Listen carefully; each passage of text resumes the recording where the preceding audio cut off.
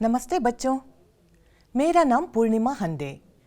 बैंगलोर के government high school दोडेरी में मैं हिंदी शिक्षिका हूँ। आप सब कैसे हैं? खुश हैं ना? बच्चों, अगर हम खुश नहीं हैं, बहुत उदास हैं, हमें बहुत बोर लगता है, तो हमें क्या करते हैं? हम पहले तो क्या करते थे? बाहर जाकर कुछ खरीदारी करते थे, शॉपिंग करते थे। मगर ऐसा अब तो नहीं होता है ना? इसलिए हम क्या करते हैं? बोलिए, आप क्या करते हैं? ठीक है, हम टीवी देखते हैं, गाना सुनते हैं और कहानियाँ सुनते हैं, पिक्चर देखते हैं, है ना? तो चलिए अब हम पहले एक गाना सुनेंगे।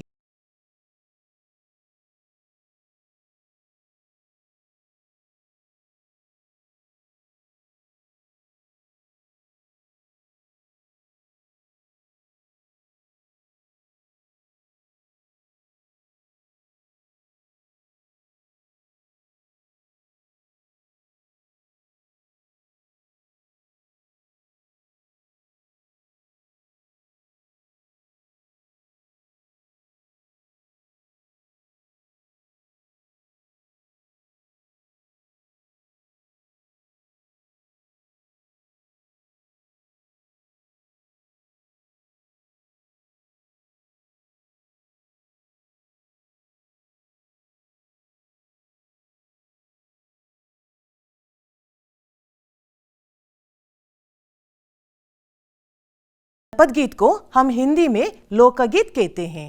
इसकी विशेषता यह है कि बच्चों, यहाँ पर कवि कौन है, इसकी रचना कब हुई, कहाँ हुई, ये किसी को मालूम नहीं। ऐसे गीत को जनपद गीत या लोकगीत कहते हैं। ನಮ್ಮ ಕರ್ನಾಟಕ ರಾಜ್ಯದಲ್ಲಿ ಇಂತಹ ಅನೇಕ ಕಲೆಗಳಿದ್ದಾವೆ. ಕರ್ನಾಟಕ ರಾಜ್ಯವನ್ನ ಕಲೆಗಳ ಆಗರ ಅಂತ ಕೂಡ ಕರೀತಾರೆ. ಏಕೆಂದರೆ किस तरह गाना है उसी तरह नाटक कला, संगीत कला और नृत्य कला सब हमारे कर्नाटक राज्य में है। अब तो हम गाना सुने थे, है ना? देखिए, अब एक नृत्य कला को भी देखेंगे। आइए देखिए एक नृत्य।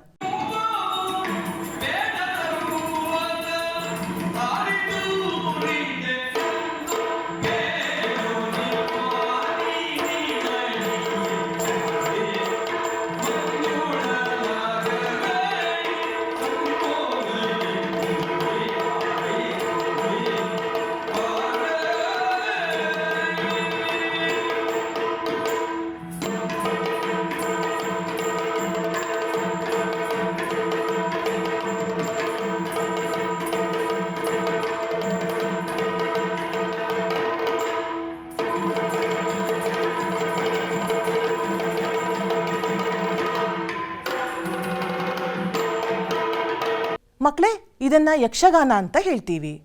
ಕರ್ನಾಟಕದ ಕರಾವಳಿಯ ಒಂದು ಗಂಡು ಕಲೆ ಅಂತ ಪ್ರಸಿದ್ಧವಾಗಿರುವ ಇಂತಹ ಕಲೆಯನ್ನ ಇದನ್ನ ಯಕ್ಷಗಾನ ಅಂತ ಕರೀತಾರೆ. इस तरह के बहुत सारी नृत्य कलाएं हैं हमारे कर्नाटक में, जैसे कमसाले, नंदी कोलू, कृष्ण पारिजाता, कोलाटा, लावणी। सुने हैं ना आप लोग? यह भी ऐसा ही एक कला है, इसे यक्षगान कहते हैं। अब तो हम एक जनपद गीत को सुने थे और एक जनपद नृत्य को भी देखे हैं। उसी तरह एक जनपद कहानी भी है, उसे हम लोककथा या दंतकथे ಅಂತ ಹೇಳ್ತೀವಿ। तो चलिए देखते हैं आपका आज का पाठ है मिर्च मसाला। बच्चों, आपके पास टेक्स्ट बुक है क्या? तो वहाँ पर देखिए पेज नंबर 9, पुट संख्या 9 तगोड़ी। वहाँ पर है यह पाठ मिर्च मसाला। तो क्या है ये मसाला?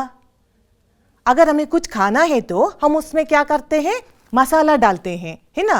उसे टेस्टी बनाने के लिए थोड़ा मसाला डालते हैं। और भी टेस्ट चाहिए मुझे तो मैं क्या करती हूँ? मिर्च को डालती हूँ। मिर्ची क्या है? मिर्ची देखिए यहाँ पर, मिर्ची यानी हसिमेणसु, ಮೆಣಸಿನಕಾಯಿಯನ್ನು ಹಾಕ್ತೀವಿ। तो मेणसु मसाला सब मिलाकर हम क्या करते हैं? खाने को बहुत टेस्टी बनाते हैं। अगर मुझे किसी बात को बतानी है, ಯಾವುದೋ ಒಂದು ವಿಷಯವನ್ನು ಬೇರೆಯವರಿಗೆ ಹೇಳಬೇಕು, तो मैं क्या करती हूँ? वहाँ पर भी उस बात को और भी रोचक बनाने के लिए, आकर्षक बनाने के लिए क्या करती हूँ? उसमें भी थोड़ा मसाला डालती हूँ। वहाँ पर कैसी मसाला? ಮಾತಾಡಾಗ ಏನು ಮಸಾಲ ಹಾಕ್ಬೋದು ಹೇಳಿ? ಸರಿಯಾಗಿ ಊಹಿಸಿದ್ರಿ. ಮಾತಾಡಾಗ ಮಸಾಲ ಅಂತಂದರೆ ಉಸ್ಮೆ ಕ್ಯಾ ಕರ್ತೆ ಹೇ? ಥೋಡಾ ರಂಗ್ ಡಾಲ್ತೆ ಹೇ. ಸ್ವಲ್ಪ ರೆಕ್ಕೆ ಪುಕ್ಕ ಎಲ್ಲ ಸೇರಿಸ್ಕೊಂಡು ಮಾತಾಡ್ತಾ ಹೋಗ್ತೀವಿ. उदाहरण के लिए मैं आज स्कूल आ रही थी, तब थोड़ी सी बारिश हुई, ಒಂದು ಸ್ವಲ್ಪ ಮಳೆ ಬಂತು। अगर ऐसी बोलती हूँ तो कोई सुनता नहीं है ना, तो मैं क्या करती हूँ, उसमें थोड़ा मसाला डालती हूँ, ಸ್ವಲ್ಪ ರೆಕ್ಕೆ ಪುಕ್ಕ ಸೇರಿಸ್ಬಿಟ್ಟು ಹೇಳ್ತೀನಿ। ಹೇಗೆ ಹೇಳ್ತೀನಿ, ನಾನು ಇವತ್ತು ಸ್ಕೂಲಿಗೆ ಬರ್ತಾ ಇದ್ದೆ, ಆಗ ಜೋರಾಗಿ ಮಳೆ ಬಂತು। ಅದು ಕೂಡ ಮಳೆ ಹೇಗೆ ಬರ್ತಾ ಇತ್ತು, ಆನೆ ಗಾತ್ರದ ಮಳೆ, ದೊಡ್ಡ ದೊಡ್ಡ ದೊಡ್ಡ ದೊಡ್ಡ ಹನಿಗಳು ಬೀಳ್ತಾ ಇತ್ತು। ಬರೀ ಮಳೆ ಮಾತ್ರ ಬರ್ತಾ ಇತ್ತು ಅನ್ಕೊಂಡ್ರಾ? ಇಲ್ಲ ಇಲ್ಲ, ಅದರಲ್ಲಿ ಜೋರಾಗಿ ಗಾಳಿ ಕೂಡ ಬೀಸ್ತಾ ಇತ್ತು। ಗಾಳಿ ಎಷ್ಟು ಜೋರಾಗಿತ್ತು ಅಂತಂದರೆ ಇಡೀ ರೋಡ್ ಮೇಲೆ ಹೋಗ್ತಾರೆ ಅಂತ ಬಸ್ಸು, ಕಾರು, ಲಾರಿಗಳೆಲ್ಲ ಏನಾಗ್ಬಿಟ್ಟು ಹರ್ಕೊಂಡು ತೊಳ್ಕೊಂಡು ತೇಲ್ಕೊಂಡು ಹೋಗ್ತಾ ಇದ್ದು। इस तरह हम क्या करते हैं बच्चों, मसाला डालते हैं ताकि सुनने वालों को खुशी मिले। आप भी करते हैं नहीं काम, बरी नान मात्र अಲ್ಲ, ಎಲ್ಲರೂ ಮಾಡ್ತೀರಾ ಈ ಕೆಲಸ। ऐसा ही एक कहानी है मिर्च मसाला। आज का हमारा पाठ है मिर्च मसाला। यह एक लोक कथा है। हम अभी अभी चर्चा किए थे लोक कथा यानी क्या है। आइए देखते हैं लोक कथा।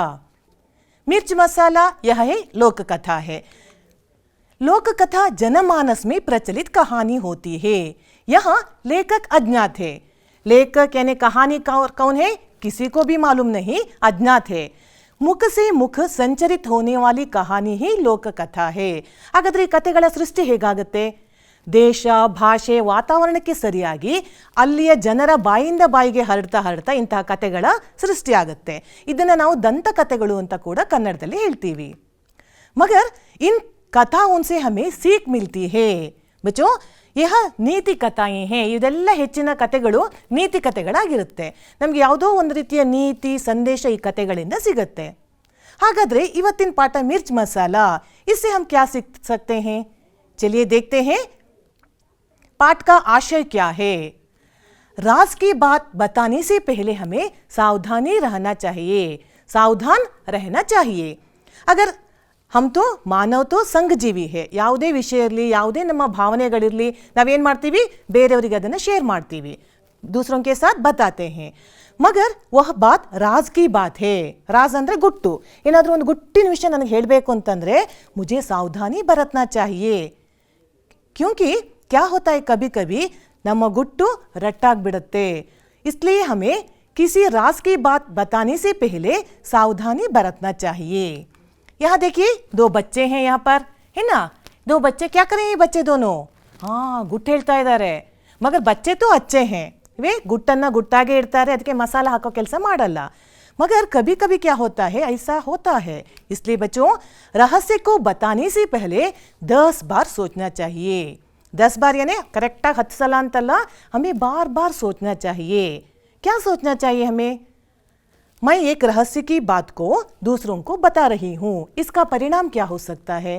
वो आदमी जो है जिससे मैं बता रही हूँ ना, वो ಆ ವ್ಯಕ್ತಿನ ನಾನು ನಂಬಬಹುದಾ, उस पर मैं भरोसा कर सकती हूँ क्या, ನನ್ನ ಗುಟ್ಟು ಗುಟ್ಟಾಗೆ ಇರುತ್ತಾ ಅಥವಾ ರಟ್ಟಾಗಿ ಬಿಡುತ್ತಾ, इसके बारे में हमें सोचना चाहिए।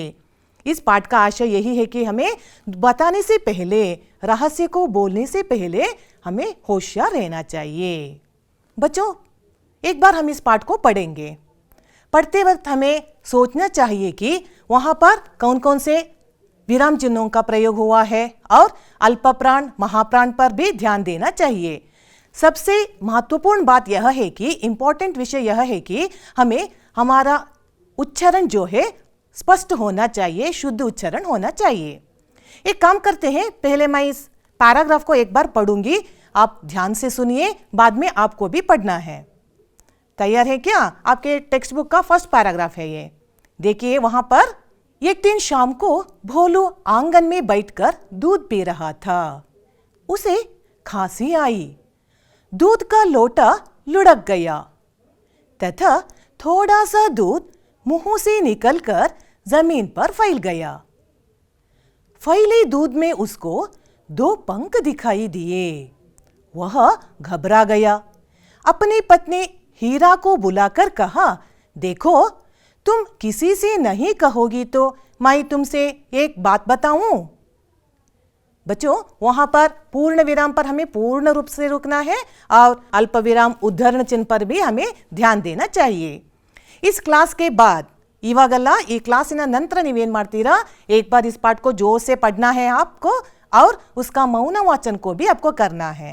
हम मौन वाचन करके क्या करेंगे, पाठ को एक बार समझने की कोशिश करेंगे। छात्रों, हर एक पाठ से हमें कुछ नए शब्द मिलते हैं सीखने के लिए। यहाँ पर भी कुछ ऐसे ही नए शब्द हैं। देखिए, पहला है कसम। कसम यानी सौगंಧ, ಶಪಥ, ಪ್ರಾಮಿಸ್ ಮಾಡೋದು। ನಮ್ಮ ಮಾತನ್ನ ಅವ್ರು ನಂಬೇಕಂದಾಗ ನಾವೇನ್ ಮಾಡ್ತೀವಿ? ಪ್ರಾಮಿಸ್ ಮಾಡ್ತೀವಿ, ಶಪथ। कभी कभी तो हम क्या करते हैं, सिर पर हाथ रखकर बोलते हैं कसम से, वही है कसम यानी शपथ। दूसरा शब्द देखिए, राज। राज यानी ರಹಸ್ಯ, ಗುಟ್ಟು। ನೋಡಿ ಮಕ್ಕಳೇನ್ ಮಾಡ್ತಾ ಇದ್ದಾರೆ, ಇಬ್ರು ಗುಟ್ಟು ಹೇಳ್ತಾ ಇದ್ದಾರಲ್ವಾ? ಗುಟ್ಟು ಹೇಳೋದು ರಹಸ್ಯ यानी राज। और एक शब्द है, आपको यहाँ पर एक छोटी सी पक्षी के बारे में कहा गया है, गुब्बच्ची। ಗೋರಯ್ಯ यानी गुब्बच्ची। ನೋಡಿದಿರಲ್ಲ ಗುಬ್ಬಚ್ಚಿನ? हल्ली कड़े रहते पुट पुट्ट हक्की, गुब्बच्ची। और एक शब्द है बात को उगलना। क्या है बात को उगलना? यानी बात को उगलना यानी रहस्य को प्रकट करना। बात को बोलना नहीं, यहाँ पर रहस्य को प्रकट करना, ಹೊರಗಡೆ ಹಾಕೋದು, ರಹಸ್ಯವನ್ನ ಪ್ರಕಟಪಡಿಸೋದು। और एक शब्द है यहाँ पर खबर। खबर ಅಂದ್ರೆ ಸಮಾಚಾರ, ಸುದ್ದಿ, ವಿಷಯ। ನಾವು ಬೇರೆಯವರಿಗೆ ಹೇಳ್ತೀವಲ್ಲ ಸುದ್ದಿ, ಆ ವಿಷಯವನ್ನ खबर कहते हैं। तो चलिए देखते हैं कहानी क्या है। यहाँ पर एक व्यक्ति है, यह भोलू है। इसका नाम भोलू। एक दिन क्या हुआ, भोलू आंगन में बैठकर दूध पी रहा था। उसके घर के आंगन यानी अंगड़ದಲ್ಲಿ ಕೂತ್ಕೊಂಡು दूध पी रहा था, यानी शाम का समय था। उस समय क्या हुआ, उसको खांसी आ गई और लोटा लुढ़क गया। ಕೆಮ್ಮು ಬಂದಾಗ ಏನಾಗತ್ತೆ ಹೇಳಿ, ಕೈ ನಡುಗತ್ತೆ, ಕೈಲಿರೋ ಲೋಟ ಕೆಳಗಡೆ ಬಿದ್ದೋಯ್ತು और दूध भी नीचे गिर गया। और उसके साथ साथ उसके मुंह से भी थोड़ा सा दूध निकलकर जमीन पर फैल गया। हाल कुड़ीता इद्ದ, ಬಾಯಲ್ಲಿ ಸ್ವಲ್ಪ ಹಾಲಿತ್ತು, ಕೆಮ್ಮು ಬರ್ತಿದ್ದಾಗ ಏನಾಗೋಯ್ತು, मुंह के अंदर जो दूध था ना, वो निकलकर जमीन पर फैल गया। मगर फैले दूध में उसे 2 पंख दिखाई दिए। वह घबरा गया। ನೋಡಿ ಅಲ್ಲಿ ರೆಕ್ಕೆ ಇದೆಲ್ಲ, पंख यानी ರೆಕ್ಕೆಗಳು। ಆ ಚೆಲ್ಲಿರೋ ಹಾಲಲ್ಲಿ ಅವನಿಗೆ 2 ರೆಕ್ಕೆಗಳು ಕಾಣಿಸ್ಕೊಂಡ್ಬಿಟ್ಟು। वह घबरा गया, गाबरी आगತ್ತೆ ಅಲ್ವಾ? क्योंकि वह सोचने लगा ये पंख कहाँ से आ गए, दूध में था, मेरे मुंह में था, या मेरे पेट में ही था। इस तरह सोचकर वह घबरा गया। मगर बात तो बहुत रहस्य है, किसी को बता भी नहीं सकता था। गुट्टिನ ವಿಷಯ ಯಾರಿಗೂ ಹೇಳಬಾರದು। उसने क्या किया, अपनी पत्नी हीरा को बुलाकर यह बात बता दिया और कहा किसी को मत बताओ, ಯಾರಿಗೂ ಹೇಳಬೇಡ, ಇವತ್ತು ಹಿಂಗಾಗೋಯ್ತು ಕತೆ ಅಂತ ಹೆಂಡತಿ ಹೀರಾಗೆ ಹೇಳ್ದ। भोलू की पत्नी हीरा ने इस राज को पड़ोसन चंपा से कहा। देखिए, चंपा मत्ते हीरा दोनों क्या कर रहे हैं, कुछ राज की बात हो रही है वहां पर। चंपा से राज की बात पचा ना पाई, ಅದನ್ನ ಅವಳಿಗೆ ಜೀರ್ಣ ಮಾಡ್ಕೊಳ್ಳೋಕ್ಕಾಗಿಲ್ಲ। सीधा ಹೋಗ್ಬಿಟ್ಟು पड़ोसन यानी पक्कद मने, नेर मने चंपा को ये पूरी कहानी बोली कि कहानी सुनाई कि आज क्या हुआ, मेरे पति को खांसी आई और खांसते समय थोड़ा दूध क्या हो गया, नीचे गिर गया। और उस दूध में, पति तो बोले थे केवल 2 पंख थे, ये हीरा बोलती है उस दूध में बहुत सारे पंख थे। 2 ರೆಕ್ಕೆ ಕಾಣಿಸಿರೋದು। ಇವಾಗ ಹೀರಾ ಏನು ಹೇಳ್ತಾಳೆ, थोड़ा मसाले डालकर बोल रही है बहुत सारे पंख थे। और बोली किसी को मत बताओ क्योंकि बहुत राज है, ಯಾರಿಗೂ ಹೇಳಬೇಡ, ಗುಟ್ಟು। मगर चंपा से भी रह ना गया। चंपा कूड़ा इसे अपने अंदर रख नहीं सकी और उसका पेट क्या होने लगा, फटने लगा। आ गुट्टನ್ನ ಹೊಟ್ಟೆಲಿ ಇಟ್ಕೊಂಡು ಅವಳ ಹೊಟ್ಟೆ ಒಡೆದೋಗಕ್ಕೆ ಶುರುವಾಯಿತು। उसको क्या हुआ, वो अपने अंदर इसे रख नहीं सकी। वो क्या, उसने क्या किया, देखिए यहाँ पर, वो अपने फ्रेंड, और एक फ्रेंड है उसकी सहेली चमेली, सीधा जाकर चमेली से बात को उगल दी। बात को उगलना, अष्टु कथेना ಹೇಳ್ಬಿಟ್ಲು, मगर थोड़ा मसाला भी डाली है। कैसे देखिए, बोलती है आज भोलू जी के मुंह से एक कबूतर निकला। ಕಾಣಿಸಿರೋದು ಬರೀ 2 ರೆಕ್ಕೆ, ಇವಳು ಹೇಳ್ತಾ ಇದ್ದಾಳೆ एक बहुत बड़ा कबूतर निकला। चमेली को तो संशय हुआ, मगर सोचने लगी शायद हुआ होगा। क्या है, पूरा एक कबूतर निकला। देखिए ಏನ್ ಬರ್ತಾ ಇದೆ ಅಂತೆ, कबूतर, पारिवाಳ। वाह, कितना अच्छी तरह से मसाला डाली है ना। ಕಾಣಿಸಿರೋದು 2 ರೆಕ್ಕೆ, 2 ರೆಕ್ಕೆ ಕಾಣಿಸಿರೋದು, ಇವಾಗ बहुत बड़ा कबूतर निकला। और बोलती बाद में किसी को मत बताओ। कुछ ही देर में क्या हुआ, यह खबर पूरे गांव में फैल गई। हीरा से चंपा, चंपा से चमेली, इस तरह एक के मुंह से कहानी बढ़ गई और पूरे गांव में फैल गई। देखिए बच्चों, किस तरह फैल गई, बात फैल गई कि कौवे, गोरैये, मुर्गे आदि पक्षी निकल रहे हैं। केवल एक पक्षी नहीं, बहुत सारे ಪಕ್ಷಿ, वो भी झुंड झुंड में ಗುಂಪು ಗುಂಪಾಗಿ ಹಕ್ಕಿಗಳು ಹೊರಗಡೆ ಬರ್ತಾ ಇದ್ದಾವೆ. ಯಾವ್ಯಾವ ಪಕ್ಷಿಗಳಂತೆ? ಕೌವೆ, ಕೌವೆ ಅಂದರೆ ಕಾಗೆ. ಗೋರಯ್ಯೆ ನಾವೀಗ ಶಬ್ದಾರ್ಥದಲ್ಲಿ ನೋಡಿದ್ವಿ ಗುಬ್ಬಚ್ಚಿ. और मुर्गा ಕೋಳಿ. इस तरह ಕೋಳಿ, ಕಾಗೆ, पारिवाला, इस तरह बहुत सारे पक्षियां निकल रहे हैं. वो भी केवल हमारे देश के नहीं, कहाँ के पक्षियां हैं? विदेश की पक्षियां भी है. ನೋಡಿ ಫಾರಿನ್ ಪಕ್ಷಿಗಳು ಬಂದಿದಾವಂತೆ. छोटी साइज के, बड़ी बड़ी डिफरेंट साइज के, रंग बिरंगे पक्षियां वो भी गुंपु गुंपागी ಏನು ಮಾಡ್ತಾ ಇದ್ದಾವೆ? ಹೊರಗಡೆ ಹಾರ್ ಬರ್ತಾ ಇದ್ದಾವೆ. और पूरा आकाश क्या हो गया? देखिए बच्चों यहाँ पर क्या हुआ? पूरा आकाश भर गया है. किससे? पक्षियों से. ಎಲ್ಲಿಂದ ಬಂತು ಈ ಪಕ್ಷಿಗಳೆಲ್ಲ? भोलू की मुंह से. इस तरह कहानी बन गई. इसी को कहते हैं बात को बतंगड़ बनाना. बात तो छोटी थी मगर अब क्या हो गया? ಚಡಾ ಬಡಾ ಕೆ उसको क्या किया गया है? ಬತಂಗಡ್. ಎರಡೇ ಎರಡು ರೆಕ್ಕೆ ಕಾಣಿಸಿರೋದು, ಇವಾಗ ಇಡೀ ಪಕ್ಷಿಗಳ ಸಮೂಹನೇ ಆಕಾಶ ತುಂಬ ಹಾರಾಡಕ್ಕೆ ಸ್ಟಾರ್ಟ್ ಆಯಿತು. इसी को कहते हैं मसाला डालना. यह तो बहुत चमत्कार है. इसे देखने के लिए दूर दूर से लोग आने लगे. देखने के लिए, भोलू को देखने के लिए सभी आने लगे. और इससे भोलू भयभीत हो गया. उसको तो डर लगा. भोलू क्या किया? बेचारा भोलू भयभीत होकर एक पेड़ पर चिप गया. ನೋಡಿ ಪೇಡ್ ಅಂದ್ರೆ ಏನು ಹೇಳಿ? ಮರ. ಹೆದರ್ಕೊಂಡ್ಬಿಟ್ಟು ಎಲ್ಲೋ ಕೂತ್ಬಿಟ್ಟಿದ್ದಾನೆ ಬೋಲು. ನಮ್ಮ ಬೋಲು ಮರದ ಮೇಲೆ ಹೋಗಿ ಕೂತ್ಬಿಟ್ಟಿದ್ದಾನೆ ಭಯದಿಂದ. ये लोग वहां पर भी गए उसे देखने के लिए. वहां जाने के बाद उन्हें मालूम हुआ ऐसा कुछ भी नहीं है. ये सब क्या है? झूठी मोटी कहानी है ना बच्चों? भोलू की हालत को देखकर सभी लोगों को मालूम हुआ कि उसे देखकर लोगों को समझ आया कि किसी भी रहस्य को बताने से पहले 10 बार सोचना चाहिए. बार बार इसी को बोल रहे हैं कि कोई रहस्य है, अगर हम दूसरों को बताते हैं तो हमें सोचना चाहिए. वो भी बार बार सोचना चाहिए कि ये बात बोलने से क्या हो सकता है, इसका परिणाम क्या हो सकता है, इसके बारे में हमें सोचना चाहिए. गुट्टನ್ನ ಯಾವಾಗಲೂ ಏನು ಮಾಡಬೇಕಂತೆ? ಒಂದು ಕಿವಿಯಿಂದ ಕೇಳಿ ಇನ್ನೊಂದು ಕಿವಿಯಿಂದ ಬಿಟ್ಬಿಡಬೇಕಂತೆ. मगर हम लोग क्या करते हैं? दोनों कानों से सुनते हैं और मुंह से छोड़ते हैं. ये गलत है.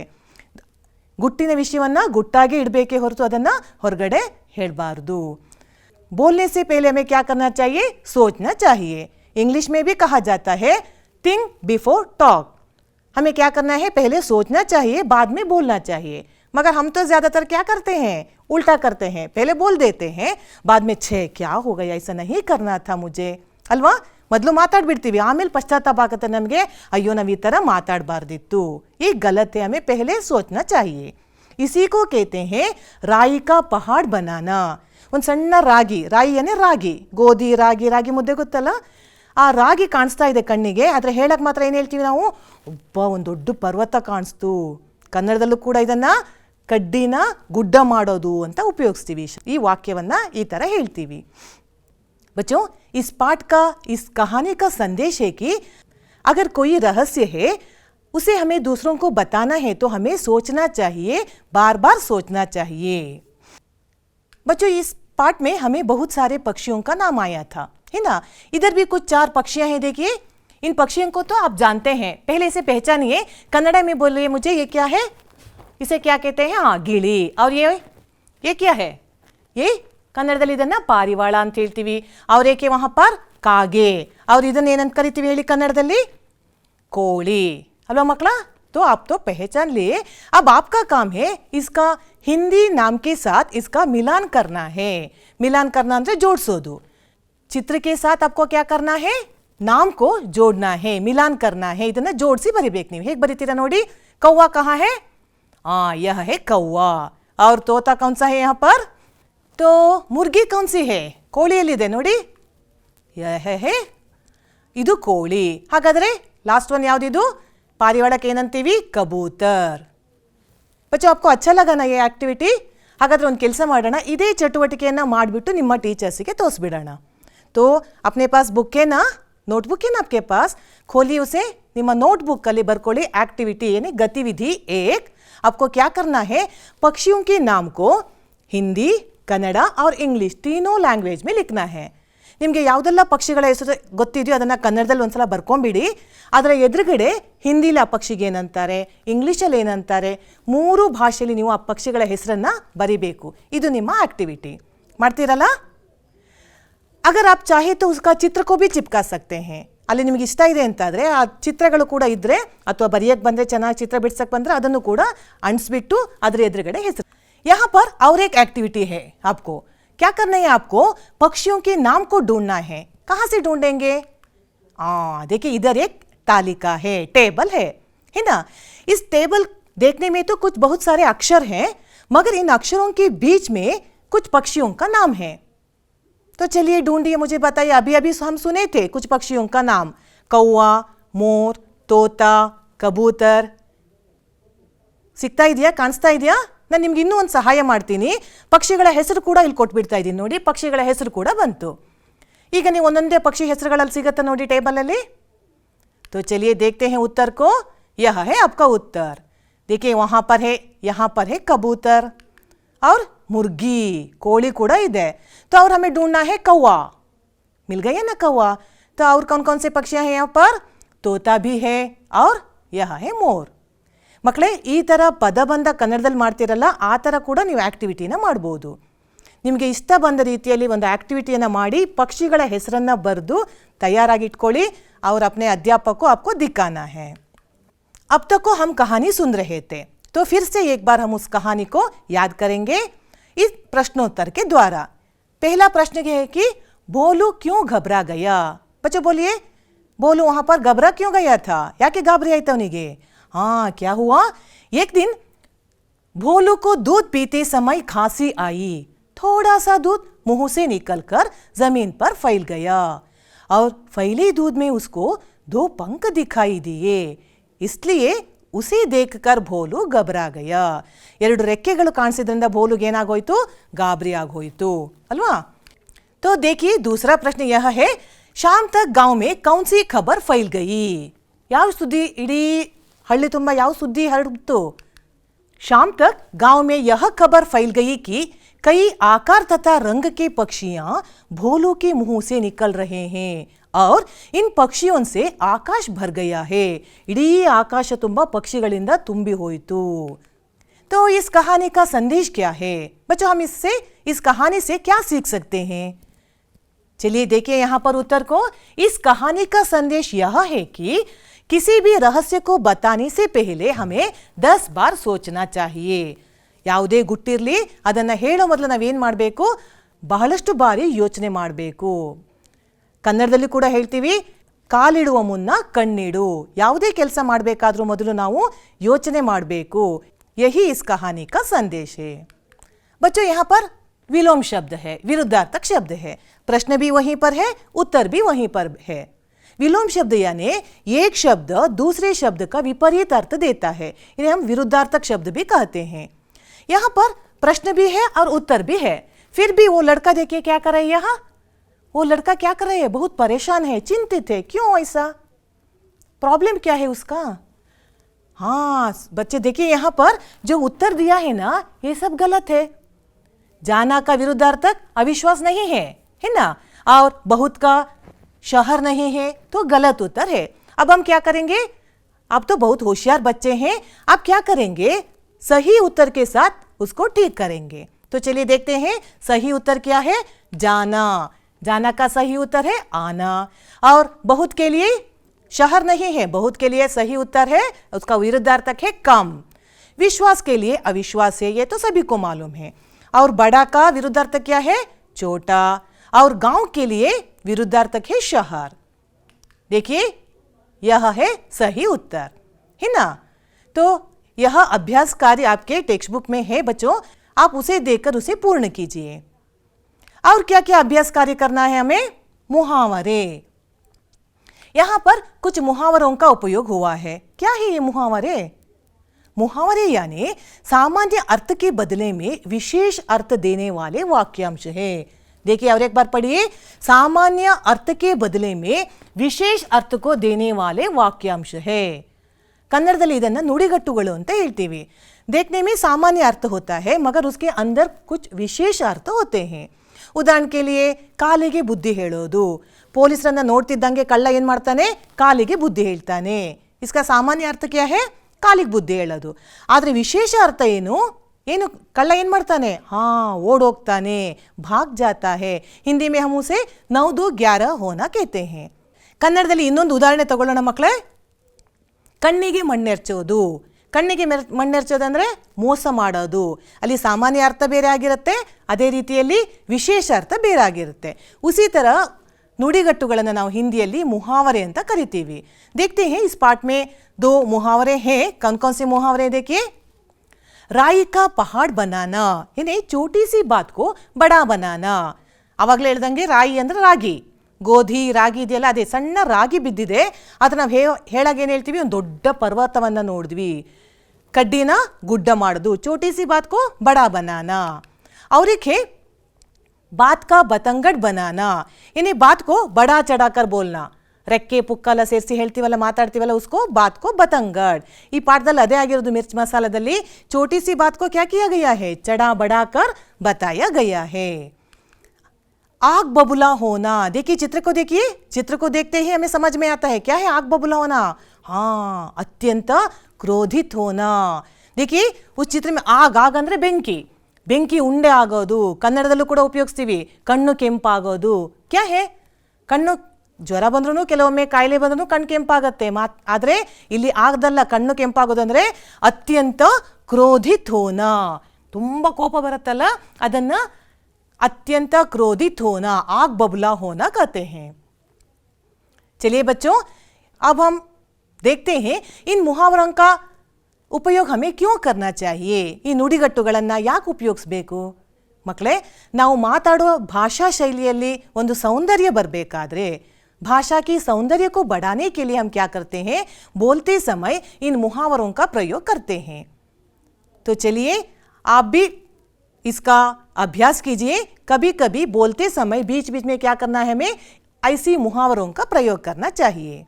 बच्चों यहाँ पर देखिए, यह क्या है, यह ಏನು ಹೇಳ್ತೀವಿ ಇದನ್ನು, ನವಿಲು.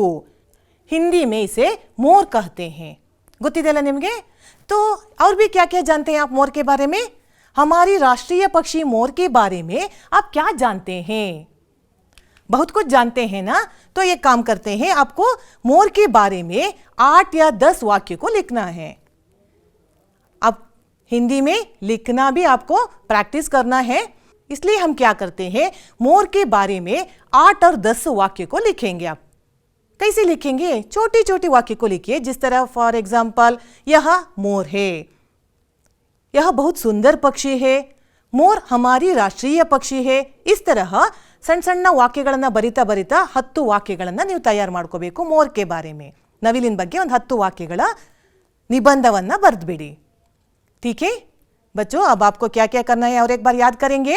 आप पहले एक बार पूरे पाठ को पढ़ेंगे और एक्टिविटी को भी पूरा करेंगे, और मोर के बारे में जो 10 वाक्य लिखना है ना, उसको भी आपको करना है. फिर से मिलेंगे, तब तक के लिए आप सबको मेरा धन्यवाद बच्चों.